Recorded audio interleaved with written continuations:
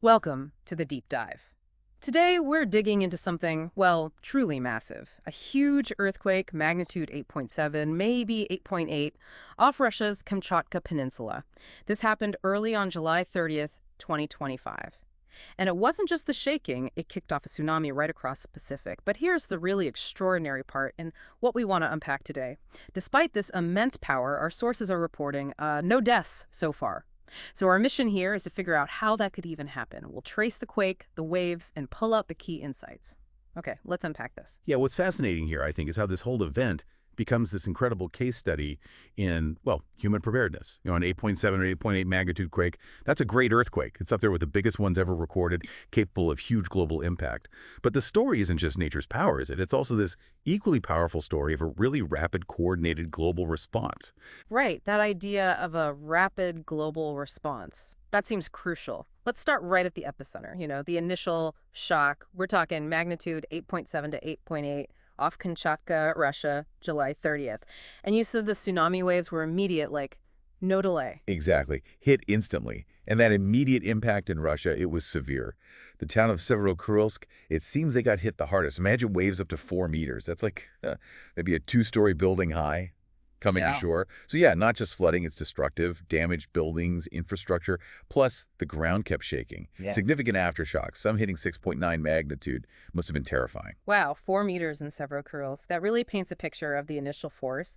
But like you said, the interesting part is how this spread, the ripple effect across the whole Pacific. Yeah. Here's where it gets really interesting. How did it play out further away? What about, say, Japan? Well, in Japan, the waves they recorded were up to about 60 centimeters. Okay, 60 centimeters. That sounds much smaller than 4 meters. It does, but you have to remember, even a smaller tsunami wave packs immense force. It's the volume of water, the surge, it's still dangerous. But what's truly staggering is Japan's reaction. Over 1.9 million people evacuated from coastal areas. 1.9 million. That's just huge. How did they even manage that? It really speaks volumes about their early warning systems, doesn't it? And it's not just the warning, it's the whole chain, deep ocean sensors, seismic stations, getting that information out fast, giving people vital time, maybe minutes, maybe hours, but crucial time. And then the execution, decades of planning, drills, public awareness, moving 1.9 million people safely in hours. That's preparedness in action. And importantly, the sources stress no serious damage reported in Japan. No nuclear incidents either. That's incredible. So that network of those warnings, they're global, right? What about other places? Hawaii, for instance. Yeah, absolutely global. If we connect this to the bigger picture, Hawaii saw significant waves too, around 1.8 meters. Okay, 1.8 meters, that's definitely getting up there again. It is. And it triggered urgent evacuation orders there as well. Millions across the islands were moved. So you see the same pattern. A global alert system kicking in, triggering large-scale protective measures. Moving millions like that involves coordinated emergency services, clear routes, safe zones already identified. It's a massive undertaking. And it wasn't just Japan and Hawaii under alert, was it? No, not at all. This was genuinely Pacific-wide. Alerts went out for the U.S. West Coast, Alaska, even down in New Zealand, parts of South America. Sirens going off, coasts being cleared, and all these really diverse places. It shows just how interconnected the warning systems are, powered by that real-time data from buoys, sensors, getting the word out fast. So what does this all mean when you step back and look at the whole event? Millions evacuated in Japan, millions in Hawaii. Right. These massive coordinated efforts. Right. And this raises an important question, bringing us back to where we started.